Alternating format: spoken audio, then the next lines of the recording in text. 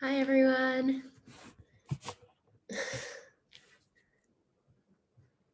Hello, hello. Okay. Hi, Myra. What's up? Okay, I think we will wait a couple minutes and then we'll begin. All good? Sound is good? Yeah, awesome. Okay. We are on.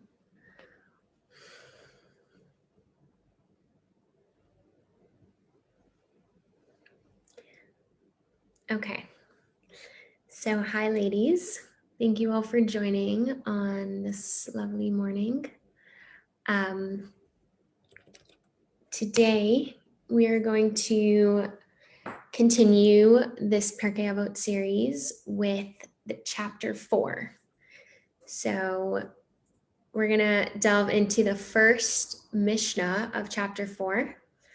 And I'm really excited because I have a feeling a few of you may be familiar with this Mishnah. It's quite popular. And I think the lessons are really important, timeless, and yeah, I really like this Mishnah. So I'm going to share my screen like we did last time. Again, if anybody wants to turn on their cameras, unmute yourself if you have any questions or any objections, observations, really anything that you would like to share. I think it's so nice when these classes are interactive. I love hearing feedback and feel like I'm actually talking to people, not just to a computer screen. So yeah, that's awesome.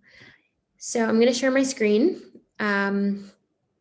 This is chapter 4, Mishnah 1. So does everybody see that? Is that clear? Okay, awesome. I don't hear anyone, but I see you guys. So that's great. Okay, so let's just begin. Chapter 4, Mishnah 1 of Pirkei Avot. We are learning Ethics of Our Fathers, which is one of the books of the Mishnah that goes into the Jewish moral code, how to be an upright, good person. Okay, so let me know if you've heard of this Mishnah because it's quite popular. Like even some of these phrases have gone and seeped into like secular society, secular culture. So Ben Zoma Omer, I'm going to start with the Hebrew because I think it's really important to get a little bit of the Hebrew text, the original wording. So Ben Zoma Omer, Ben Zoma says, Ezehu Chacham, who is wise? Halomed mikol Adam, he who learns from every person. And then it brings a quote from Tehillim, from Psalms, to prove the point. So it says Shenamar, as it is stated, Mikol melamdi hishkalti ki etasecha sichali. From all who taught me, I have gained understanding or wisdom. All right. So I'm sure a lot of us have heard this phrase before, this terminology, who is wise, somebody who learns from every person. So just to give an overall background, this Mishnah, Ben Zoma, is going to go into 4 attributes: wisdom, strength, wealth, and sorry, what was the last one? Wisdom and honor. I'm sorry. Wisdom, strength, wealth, and honor.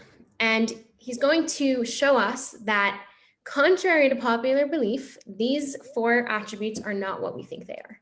And so he's going to, I think almost all the answers are like kind of opposite of what you would think it is or what like the basic understanding of it is. So let's go through each piece by piece. So Ezehu Chacham, who's wise? The conventional wisdom, of course, is who is wise? Somebody who has a lot of knowledge, somebody who we think of somebody who is wise or clever as only being able to learn from somebody that's on their level or higher, right? If somebody has a mass amount of knowledge, they can only learn more knowledge from someone who is smarter than them, right? But Ben Zoma says no, on the contrary. Someone who's wise is someone who learns from every person, meaning even somebody who's lower or less educated than him. What does this mean? Ben Zoma is saying that on a simple level, yes, someone who's wise can only gain wisdom from someone who's smarter than them. But true wisdom, like inner wisdom, comes from realizing that every person has a unique quality that you don't possess. And therefore, you can learn something new from every single person.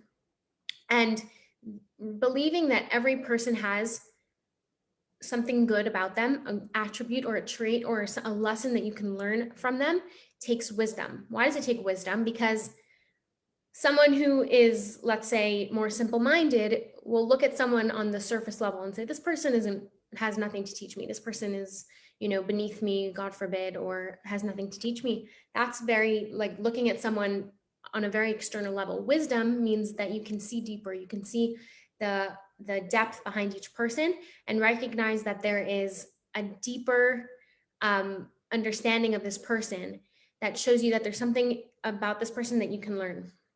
And it's not just saying that, sometimes we say to kids like, oh, from this person, you can learn how not to act, right? And so some people can translate this Mishnah saying, so even wicked people, can we really learn something from someone who's, seemingly has nothing to teach us or like is actually a bad influence?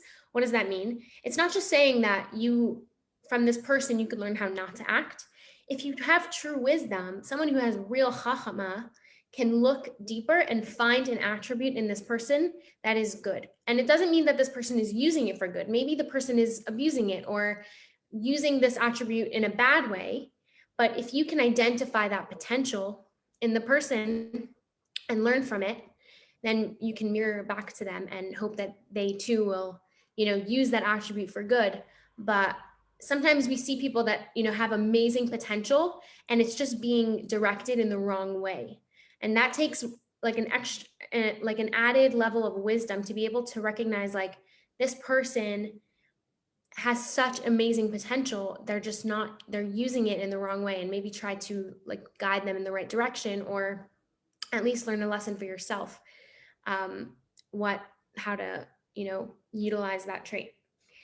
So let's move on to the second one. So Ezehu Gibor, who is strong? So we think of strength and we think of power. We think of somebody who is dominant, someone who, has a lot of expression, a lot of like force, right? That's how we think of the conventional idea of strength. But what does Ben Zoma say? Hakovesh es yitzro, he who subdues his evil inclination, someone who has self-discipline, self-control. Shen Amar, as it says, Tov erech hapayim migibor umoshel barucho meloched ir. He who is slow to anger is better than the mighty, and he who masters his passions is better than one who conquers a city. So on the surface, what Ben Zoma is saying is that having self-control takes strength. And we can all admit or say that holding yourself back and self-control takes a lot of inner strength. And that's true, not negating that at all. But what Ben Zoma here is saying is something a little bit deeper. When we think of strength, like I said before, we think of power or expressing yourself. Somebody who really like exerts their dominance is strong, right? But what Ben Zoma is saying is holding yourself back actually is real strength. Real strength is somebody who can hold themselves back. What does this mean? So in the Torah, we have 613 mitzvot. And the mitzvot are divided into mitzvot aseh and mitzvot lo taseh. What does this mean? Mitzvot aseh are positive commandments. Commandments where God is telling us to do something. So keep the Shabbat, or eat kosher, or dress modestly. Those are commandments that God is telling us to do something. And those are mitzvot aseh. Now, or some people could say action mitzvot. And then on the other hand, there are mitzvot lo taseh, mitzvot that are, we call them negative commandments, but really it's like do nots, things that are prohibited, things that God tells us to hold ourselves back. Now, we associate religion. I think a lot of people think of religion as do this, like a checklist of things that you got to do. But if we look at the mitzvot, 613 mitzvot, there are 248 mitzvot aseh. So there are 248 do's. And there are 365 do nots, mitzvot lo taseh, things that God is telling us to refrain from. So just looking at the numbers, there are way more lo taseh than aseh. There are way more do nots than do's. And part of this, the idea here is that we think, sometimes like in a relationship, let's say, imagine a parent and a child. You have an expression of love, like expressing that you love a child or anyone or a partner or someone you're in a relationship with. And then there is holding yourself back, meaning removing yourself to allow space for the other, to give the other person space to express themselves. And they're both important, and that's why we have both. We have 248 action mitzvot and 365 like negative commandments, things that we're supposed to refrain from. And the idea is that both are important for a relationship, but in a way, the do nots, the holding yourself back, is a deeper connection than the actions. And so in the example of a parent and a child, I think it would be, a lot of, let's say a parent thinks that they want to always show their kid how much they love them. And so they do everything for the kid, and they're not giving the kid space to develop themselves and express themselves and figure things out on their own. And so they are always expressing that love, and they're never expressing love in a way of removing themselves and giving space for the other. And so too with our relationship with God, or any relationship really, that there are things we do to express love or express a connection. And there are things we do that are refraining, holding ourselves back. And it's almost like a little bit, it takes humility. It takes like self-control to hold yourself back and make space for the other person. And so when it comes to mitzvot, the idea is that there are things we do to show God that we love him and to, connect with God actively. And there are things we do that we say, I don't have to take up every space. I can kind of step back, remove myself, and make space for God in my life. I don't always have to be the one expressing. And so strength, the idea here, Ben Zoma is saying that is real strength, because the ability to hold yourself back from something, from expressing something, takes even more strength than expressing. And I think that why it takes more strength could be because it's completely selfless. When you express something, right? When a person expresses love to another person, they are experiencing love. So that feeling of love is also giving you gratification. Yes, you're expressing love to the other person, but you're receiving love and gratification in the process. And it's beautiful and it's important, but the strength that goes behind holding yourself back is that you don't get any gratification from it. It's totally selfless. You're completely removing yourself in order to make space for the other. And that's like a much more selfless level of connection or love. It's a much more selfless expression of love. And so Ben Zoma says takes even more strength, because you're not gaining anything in the process. I mean, you are gaining, but on a subconscious level. You don't you're not actively experiencing that that gratification. I think in a lot of mitzvot, we think of like the benefit of a lot of the mitzvot. Like we celebrate Shabbat and we feel the joy and the love of Shabbat and the connection and the community. And that's so beautiful. But sometimes the negative mitzvot, the mitzvot where we have to hold ourselves back, that takes a little bit more strength, because you're not really experiencing like the fireworks or the amazing feelings of spirituality and connection and all the beautiful things that we want in our life. You don't really feel that in those moments. You have to kind of hold yourself back, and that takes more strength than Zoma is saying. And this is a quote from Proverbs. It says, he who masters his passions is better than one who conquers a city. And again, the idea is that the conventional idea of strength as being a conqueror, or going out and exerting your dominance, Ben Zoma says that's not real strength. The Jewish idea of strength is somebody who can hold themselves back and make space for others, or make space for God in their life. If anyone, again, if anyone has questions questions or anything they want to share. I think it's really, Yeah.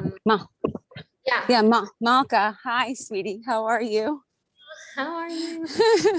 So, yes, I have 2 points to make. When you mentioned about who is wise, someone who learns from everyone. Yeah.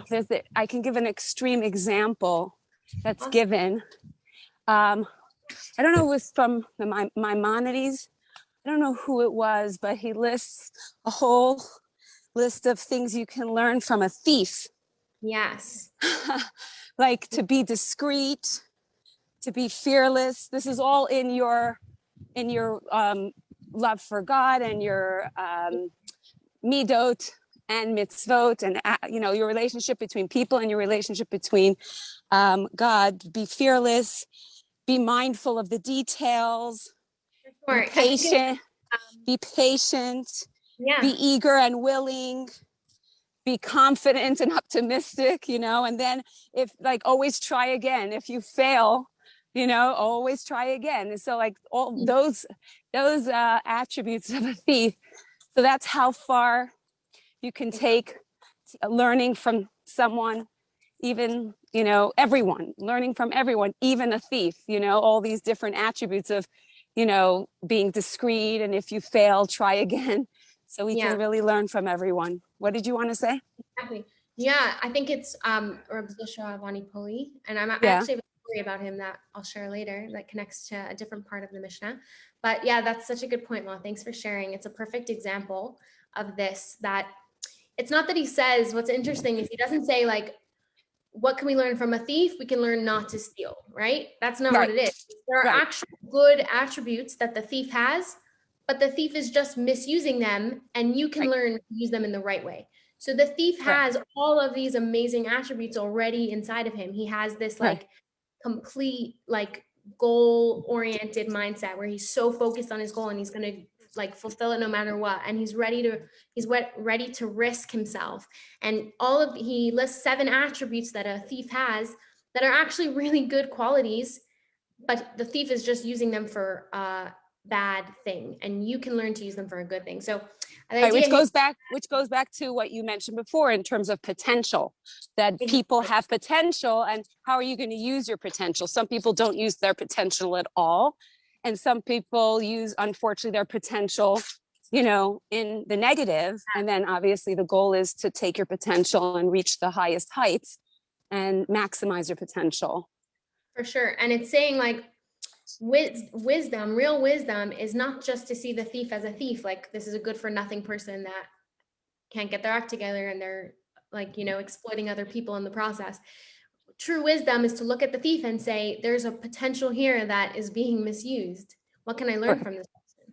So that Correct. really takes very like real wisdom, that requires real wisdom. Right. And also, it also stems, I think, from a belief, like a real belief that every single person has inherent value. That if we can just disregard people and say like this is not a good person, this person is a thief, you can like easily disregard them and say, there's nothing good I could learn about this person. But if you really believe that every person is a creation of God and that they have inherent value, then you can't disregard anyone. There has to be a reason that this person was created. There has to be good in this person that I just have to, if I'm not seeing it right away, it's just because I have to open my eyes a little wider, I have to dig a little deeper to find it. But it's there. It's definitely there. It just might take a little bit more wisdom to figure it out. And it's not always easy. Yeah, thanks for sharing, Ma. That's a really good point. Okay, so we described what a wise person is according to Ben Zoma, according to the Jewish perspective. We described a strong person according to the Jewish perspective, and we're up to number 3. Ezehu Ashir, who is rich. This is a pretty popular one. Ezehu Ashir, who is rich, Hasameach bechalko, he who is happy with his lot. Shenamar, as it says, again, this is a verse from Psalms, from Tehillim. Yegia kapecha ki tochal ashracha v'tov lach. Ashracha ba'olam hazeh v'tov lach la'olam haba. You shall enjoy the fruit of your labors. You shall be happy and you shall prosper. You shall be happy in this world and you shall prosper in the world to come. So again, Benzoma is taking conventional definition of wealth and flipping it on its head. And he's saying wealth is not somebody who has a lot of money, has a lot of possessions. Wealth is being happy with your lot. So let's understand this a little bit deeper. What is somebody who's wealthy? Somebody who's wealthy has a lot of comfort, a lot of money or possessions. They don't have to worry about lacking anything, right? That's, let's say, how we would define somebody who's wealthy, someone who doesn't have to worry financially. And so what Benzoma is saying, I think, is that a person who's wealthy but is not happy with his lot is just as good as a poor person. Why? Because right, a poor person is somebody who is always worrying about how am I going to provide for myself? How am I going to make money, or, provide for my family? Somebody who is lacking means is always feeling lacking. And so if somebody has all the money in the world, but they still don't feel happy with their lot, they still feel lacking, they're as good as a poor person. They're not really considered rich because they're not happy with their lot. They always want more. And that's like somebody who has nothing that always wants more. So Benzoma is saying it doesn't matter how much like physical money you have or physical possessions you have, it's all in your attitude. If somebody is, like not, let's say, financially wealthy, but they are happy with their lot and they don't feel lacking in their life, then they are rich. They're wealthy because they live with that attitude of, I'm not lacking anything. God gives me everything I need. And somebody who's wealthy, physically wealthy, but always feels lacking and always wants more, they're not wealthy at all because they're always feeling lacking. And so Benzoma is saying that in our life, we have a choice, right? We can be happy with our lot. And what's interesting is the words that Benzoma uses is actually teaches us how to accomplish this attitude. What does it say? Hasamech bechalko. Okay, so chelek is a portion. A portion is not something that you earned, right? A portion is something that was allotted to you. And so Benzoma is saying you have to be happy with your portion. Why does he use the word portion, chelek? Because he's trying to impart to us the way to feel happy with your portion is to realize that it was a portion. It was allotted to you by God. Everything in the world belongs to God, is owned by God. And he gave you a portion. He gave you a certain amount. And God, of course, knows you, and he knows the world, and he knows your life, and he knows exactly how much you need and what you need. And he gave you that exact amount. And so when a person has this mindset of, I was given a portion of this world, I was given everything that I have is not because of my own abilities, but it's because God granted it to me. With that attitude, a person can always feel satisfied and content because they know that it was given to them by God. There's a beautiful story that I wanted to share about actually the rabbi, the Hasidic master who said the quote that my mother mentioned before about 7 attributes that you can learn from a thief. His name was Rabbi Zusha of Anipoli. He was from a small city in Ukraine called Anipoli, but he was known as Reb Zusha because he was very humble. So they would call him Reb Zusha. So the story goes as follows. There was once a man who was, dealing with a lot of hardships in his life. And he came to the Hasidic master named the Maggid of Mezrich. And he said to him, it says in the Torah that a person should thank God for the hardships in their life as much as they thank God for the blessings in their life. And he said, I don't understand this quote. How am I supposed to thank God equally for the negative things in my life as I thank God for the positive things in my life? I don't understand how to do this. And so the Maggid of Mezrich says to this man, it's a good question, and I don't have an answer for you. I want you to go travel to Anipoli, travel to this other Hasidic master's home, and ask him. He will definitely have an answer for you. And so this man travels to Anipoli and he meets Reb Zusha, and he finds his home, and what he sees really shocks him. He sees a tiny dilapidated home, a tiny shack. He sees a little mattress on the floor. He walks in, he sees Reb Zusha is in no heat, no firewood, in this tiny, just really horrible, wretched situation where he's living in like utter poverty, and he looks at Reb Zusha, and he's so confused. He's like, why would the rabbi send me here? And he turns to Reb Zusha, and he sees that Reb Zusha is like, has this like plastered smile on his face. Reb Zusha was known for his joy, for his simcha, and for his humility. And he says to Reb Zusha, he says, I was sent here by the Hasidic master, the Maggid of Mezrich, and he asked me, he said that you have the answer to my question. And my question is, I have suffered in my life. How can I thank God for the suffering just as equally as I thank God for the blessings? And Reb Zusha turns to him and he says, I have no idea why the Maggid of Mizrich sent you to me. He said, I can't answer that question. I've never experienced suffering in my entire life. How can I answer that question? And right away it clicked in the man's mind that this person was on such a level that they didn't even see the suffering as suffering. He really experienced everything in his life as being given to him by God.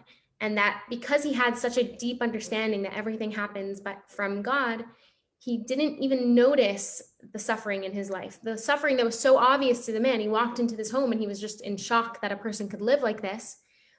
This person, this Reb Zusha, barely even noticed it because for him, life was so joyous.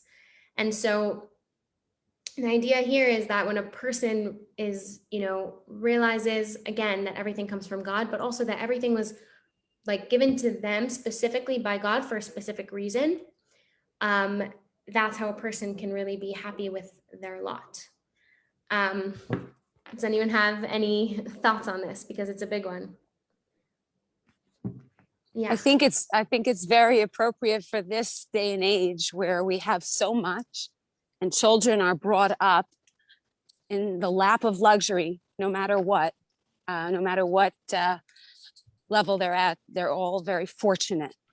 And I think it's a very good lesson, like for our children and our grandchildren, to always impart that idea, like personally, like when my kids tell me I'm bored or something like that, I'm like, you can't be bored in 2021. Like it doesn't work, like there's so much happening. There's so much going on. There's so much life and beauty and so many things to do. And so like to always like kind of remind the children, especially when they bring things like make comments like that, not to necessarily talk about the starving children in India, because I remember, I had to finish my plate because there were starving children in India.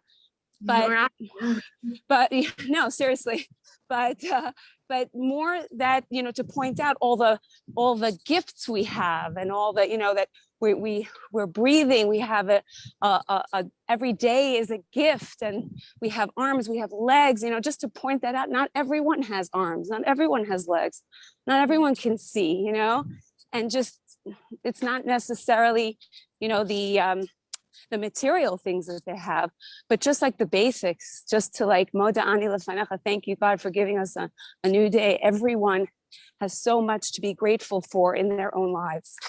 Yeah, I love that. It's so true. And there's actually one area, where this statement doesn't apply. So when it comes to spiritual matters, being happy with your lot is not necessarily a healthy attitude. So feeling like I'm as good of a person as I need to be, or I'm as generous as I need to be, I'm as connected to God as I need to be, I'm as kind as I need to be, that's obviously not a good attitude. And there's a famous Hasidic saying, which says that in material matters, you should look at somebody who has less than you. And in spiritual matters, you should look at someone who has more than you. Meaning when it comes to your physical possessions or, your physical situations, your material situations in life, always look at someone who has a little bit less than you and thank God that you have everything that you have in your life. But when it comes to spiritual matters, kindness, mitzvot, connection with God, connection with your family and your friends, always look at someone who is a little bit better than you and try to emulate them and try to learn from them. So we could discuss if comparing is a good thing or a bad thing. I don't know if, making comparison is always the best. But if we're going to compare physical things to someone who has less than you, and compare spiritual things to someone who has a little more than you. I see some, yeah. No, I think that was a good point, that comparing isn't always good, because it could foster always looking, at the Joneses, so to speak, always looking to see what everyone else has, especially now with social media. It's exasperated on Facebook and Instagram. And so, but if necessary, if somebody is in that position where they need that comparison, it's a fabulous comparison. Like, right. you're comparing, well, let's resort to this comparison. This Right. is the only way to compare. Sure.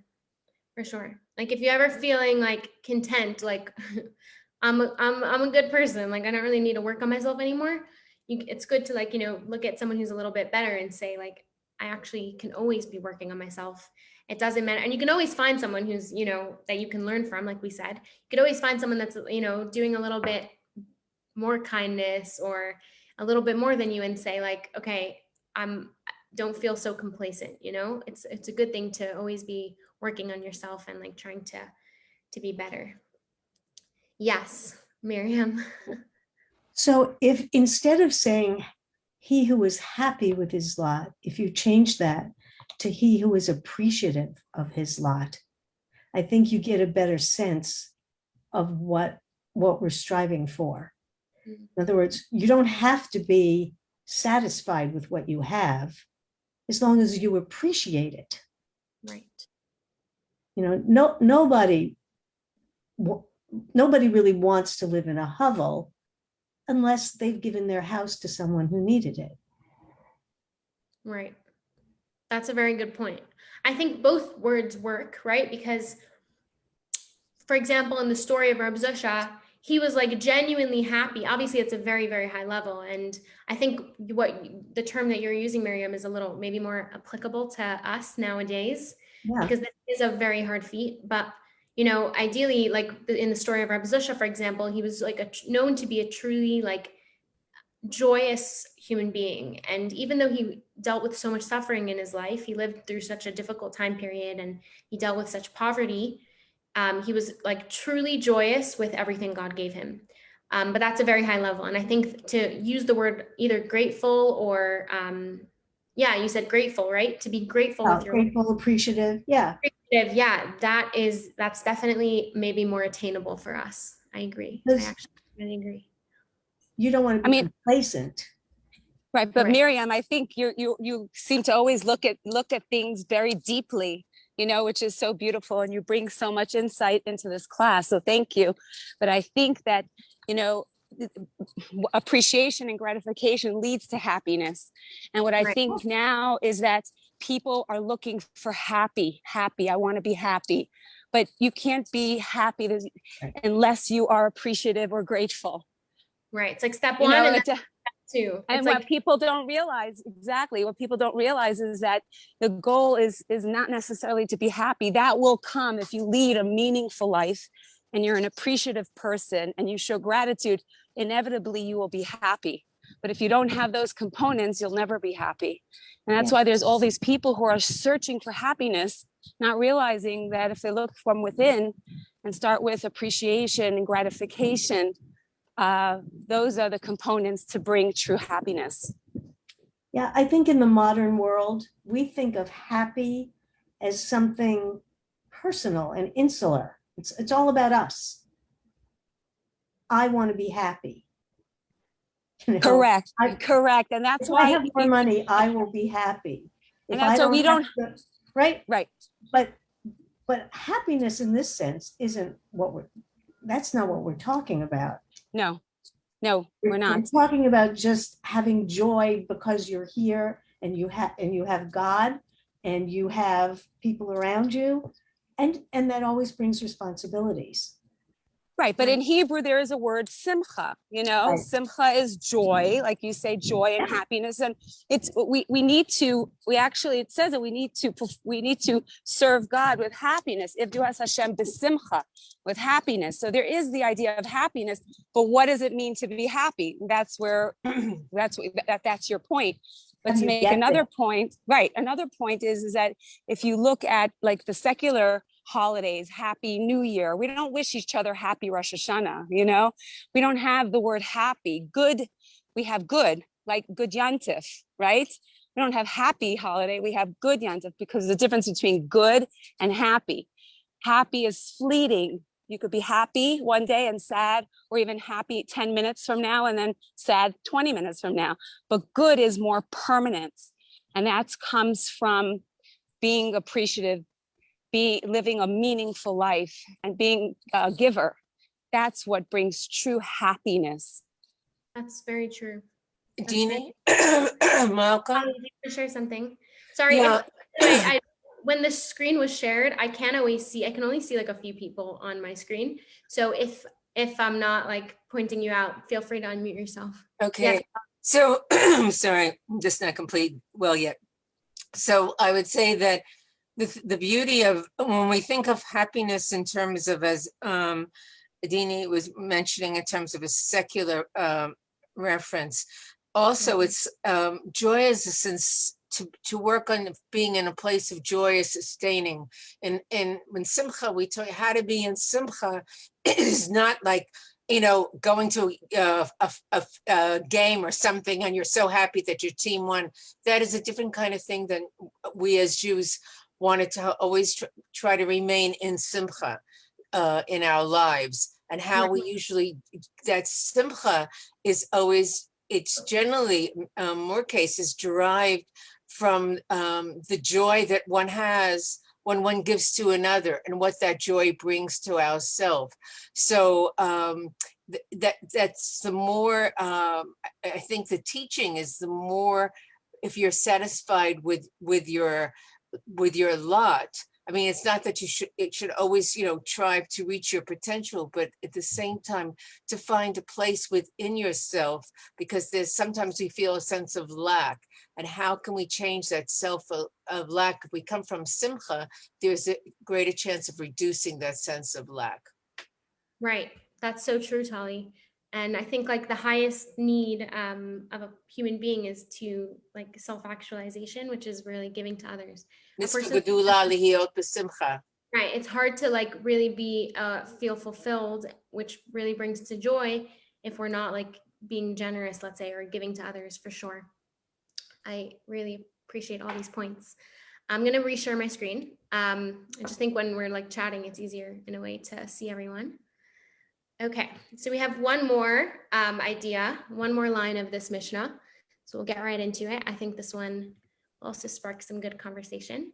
So the last thing that Ben Zoma says is Ezehu mechubad, who is honored. Hamachabed es habrios, he who honors others. Shene'emar, as it says, ki mechabdi achabed yekalu. Sorry. As it says, for I honored those who honor me, but those who spurn me, I shall be dishonored. Okay, there's a lot to say here, but first of all, again, Ben Zoma is taking the typical definition of honor, where we think of someone who has fame and respect and, like a high position, someone who's on the front cover of the newspaper, and Ben Zoma is saying, no, that is not a truly honored person. An honored person is somebody who honors others.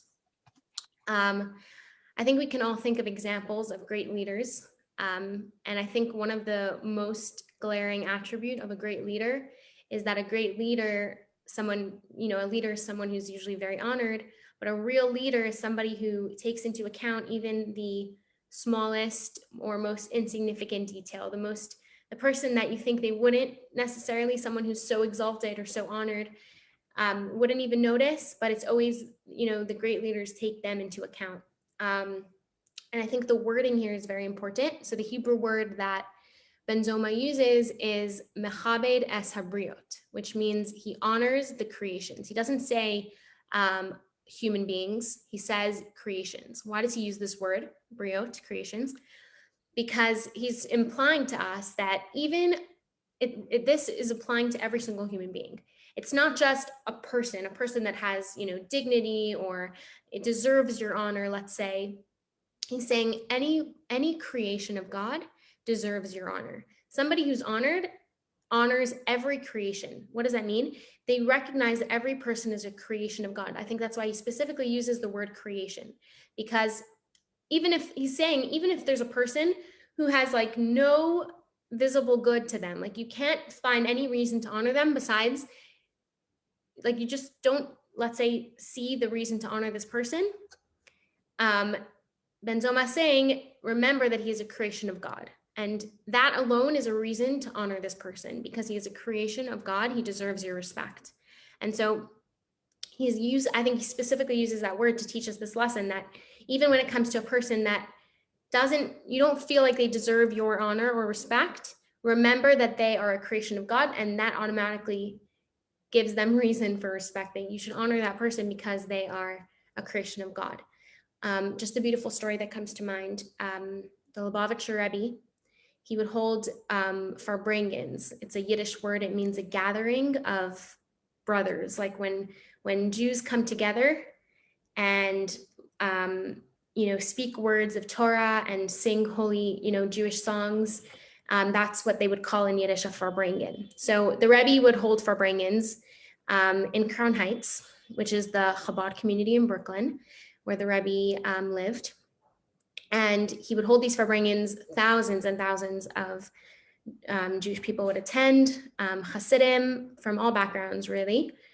And the Rebbe would speak, and obviously it was a privilege to hear the Rebbe speak, and people would come from all over to meet the Rebbe and hear him speak. And there's just a really beautiful story that I heard my father once tell me. There was a scheduled farbrengen.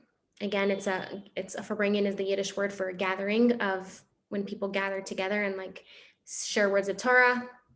And so there was a schedule for farbrengen, and of course, people were planning to come. And last minute, the Rebbe canceled the farbrengen, and this was extremely unusual, apparently, for the Rebbe. He never canceled farbrengens. He was very punctual, very scheduled, and these gatherings were never ever canceled, and there was no reason given. And the Hasidim, the people, were very confused. They were, wondering why this occurred. And it says that the Rebbe's secretary actually came over to him and, said, the Hasidim want to know, they want to know why this farbrengen was canceled. And the Rebbe shared something that it blows me away, this story. There was an African-American family living in Crown Heights, and they actually converted to Judaism, and they joined the Chabad community. They lived in Crown Heights. And of course, most of the religious community is from Eastern Europe. And this, I guess they stood out, this family, and they had a son who was 12, turning 13 years old, and it was his bar mitzvah that week. And apparently this boy was being bullied in school because he was the only African-American boy in his class, and he was different. And so little children, sometimes they don't know what to do with someone who looks different than them. And so they treated him unkindly. And this little boy wrote a letter to the Rebbe telling him that he was, being bullied in school. This little 12-year-old African-American boy in the Chabad community in Crown Heights, he wrote a letter to the Rebbe, and he told the Rebbe that his bar mitzvah is coming up. And his bar mitzvah was scheduled to be the same night as this farbrengen. And the Rebbe understood in his wisdom that when the Rebbe held a farbrengen, everything stopped. People would, come from all over to be at the farbrengen and hear the Rebbe speak. And so he knew that if the farbrengen took place at the same time as this boy's bar mitzvah, it's very likely that people would just not go to the boy's bar mitzvah, not go to celebrate with him, to rather be at the farbrengen. And so the Rebbe canceled this gathering that, tens of thousands of people would have attended. He canceled the entire thing because this little boy was celebrating his bar mitzvah, and the Rebbe didn't want to even take away one person from attending the bar mitzvah. And it just shows, I don't know, I get chills when I hear that story, because the Rebbe, who was the greatest Jewish leader of our generation, he received letters from all over the world. I once heard that the Rebbe's address on President Street in Crown Heights was the second most, got the second most mail in the United States, only second to the White House. People used to write letters to the Rebbe, literally not only Jews and not only Chabad Hasidim, like people from all over the world would send letters to the Rebbe. And the Rebbe would answer each one. And the Rebbe took this little boy's letter into consideration, and he took it to heart, and it meant so much to him that he went and canceled the entire Farbrengen. You know, and it's not a small ordeal to say that, you know, all these tens of thousands of people were going to come and learn Torah and hear like holy, inspiring words from the Rebbe. Like that's such a, you know, position of honor, position of prestige. And the Rebbe said, no, it's all means nothing if this little boy is feeling hurt or abused in school. All of this is nothing if he's not being treated right. And so I think the Rebbe is like the epitome of this line, that he was, I would say, the most honored person in the Jewish community. And at the same time, what mattered to him more than this big prestigious gathering was this little boy's pain and this little boy's bar mitzvah that was to be celebrated. So I can't think of a better example of this line of someone who's truly honored is not someone who holds big gatherings and speaks in front of large crowds. That's not honor. That's maybe prestige, but true honor is somebody who takes into account a little child's feelings, even somebody who just like purely because they're a creation of God and because they matter in this world. Yeah, so these four things that Ben Zoma brings out, I think it gives us a shift of perspective. And also, I think these four things are, I don't know, I think one of the reasons Ben Zoma chooses specifically these four things, right? Wisdom, honor, strength, wealth. These are four things that a lot of people will pursue in their life. You know, these are pretty typical things that people try to pursue: wealth, strength, honor, and wisdom. And Ben Zoma is saying these four things are not what you think. They're not necessarily things that you attain or that you can just get. Wealth is more than just making money, and wisdom is more than just getting educated, and honor is more than reaching a certain rank. He's saying there's a deeper message behind all of these things, and it's not just something that you acquire, but it's actually something that you become. Being honored is not just reaching a certain rank, it's actually being an honorable person, honoring other people. And being wealthy is not just making a certain amount of money. Being wealthy is actually being satisfied with or grateful, as you said, Miriam, for what you have in your life. And wisdom is not just, you know, reading a lot of books or going to university. Wisdom is truly seeing the value in every person and learning something from every single person. And happiness is, again, not just, we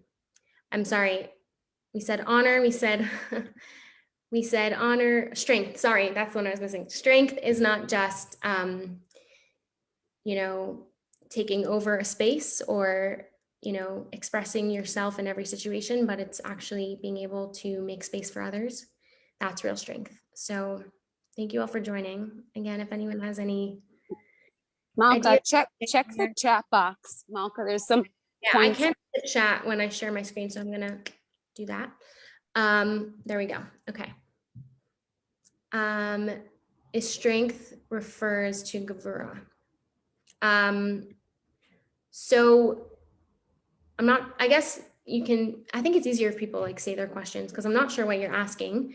Gevura is, we spoke about it a little bit in the last year. I'm not sure exactly what you're asking, but Gevura is a little bit more like, strength. It could be translated as strength, but it's actually more like discipline. So yeah, that could be a correlation for sure. I'm not sure what the word Zisha means. It's a name, probably Yiddish or Russian. How many positive commandments are there? There are 248 positive commandments and 365 negative commandments. I don't really like the word negative commandments. We could say prohibitive commandments, maybe is a better word. Prohibitions. Prohibitions, yeah, because no mitzvah is negative, really. They're all positive. Some are just actions that we are meant to do, and some are things that we are not meant to do. I'm just reading through some of them. Never thought of that in that respect. Ooh, gratitude journal. I like that. That's a really good thing. I feel like that's something, there's actually something interesting. I just did a class there's a girls' school in Jerusalem. It's called Avot. It's actually a boys' school as well. They have a boys' program and a girls' program. So it's for young adults that want to come to Israel and learn and explore their Judaism. Most of them are not religious. They're coming to learn about Judaism. A lot of them will come on birthright and then decide to stay. They want to learn more, so they'll come and stay in this kind of program where they can learn a little bit more than a 10-day birthright trip. They can stay for a few months.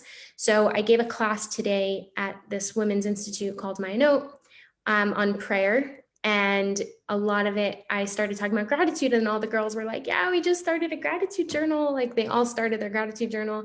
I was like, that's so cool. It's part of being in one of these programs that you can really have the time to sit down every day and write a gratitude journal. But yeah, it actually really inspired me, and I thought about just starting one myself. So always a good. I have those notepads, like to-do notepads. Yeah. It's like, your schedule for the day and what you need to do, what you want to accomplish, your goals. And in the corner on the bottom, it says, I am grateful for. Yeah. On this pad. And actually, I looked at it yesterday and it said mommy. Cece wrote mommy. Oh, I wouldn't expect anything else from Cece. He is a mommy's boy. So cute. Yeah. Okay. This has been lovely. Thank you all. Anyone else want to share something before we bid farewell? I think I heard somebody wanting to start. I was about to say, I do a gratitude meditation every night between 5 and 10 minutes. And what I found was very shortly after I started doing that, as my day went along, I started noticing things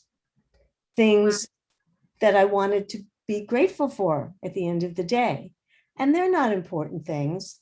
You see two children playing in the street and they're having a good time, or you see a cloud formation that reminds you of something. I mean, they don't have to be wonderful, right? Not like somebody gave me $1 million yesterday, right? And it's made a big difference. Wow. Very big difference in my life. That's really amazing. The journal that I'm using, Deanie, actually, your mom and I went on a little retreat a couple months ago through Momentum. It was right here at PGA, and at the end, they gave us a gratitude journal. And it's broken up into 6 themes: growing gratitude, myself, my family, my many roles, my world, and my soul. And then every day that you write in it, there's actually a beautiful quote. So like today's quote is from Meir Ariel, who happens to be an Israeli singer. This day indeed will be good if we start looking for it the moment we wake up. And I have a student at the door. So he just started knocking. So thank you so much. Thank you. Thank you for sharing. Thank you. And Malka, could you share a minute about Israel, what it's like now to be in Israel and what's going on in Israel? It's amazing. Can we look out your window? I'm gonna look out my window. Let's see. She's in Israel, the girl who's speaking. Come here. Oh, wait. Sure. Let's see. This is, I don't know how much you can really see. It's like a tree and a house. But yeah, Jerusalem is the best place on earth. I don't know. I feel very lucky to be here. It's really just, I walk down the street and I'm like in shock that I'm here. It's really special. I wish Yeah. I could be a fly on the wall experiencing what you're experiencing, Malka. But Yeah. you're so fortunate. I'm envious of you. Yeah, Israel's amazing. It's really amazing, and I'm really praying that this shul trip is going to be able to happen because that would be Well, such yeah, today we're applying. Ooh, So yeah, we have to praying send for in good our back. news. Praying for some good news. Yeah. So Malka, we're so grateful to you for taking the time to teach us and share so much of your knowledge with us. It was a Of course. fantastic Thank class. you all for sharing your knowledge with me. I think this was so lovely. Have a wonderful day, everyone. Yes. And see you next Bye. time. Good Yeah. night. Bye. Good night, Malka. Bye. Bye, Cheryl. Bye, everyone. Bye. See you on Shabbat or next week on Thursday at 10. All the best, ladies. Thank you. Amen.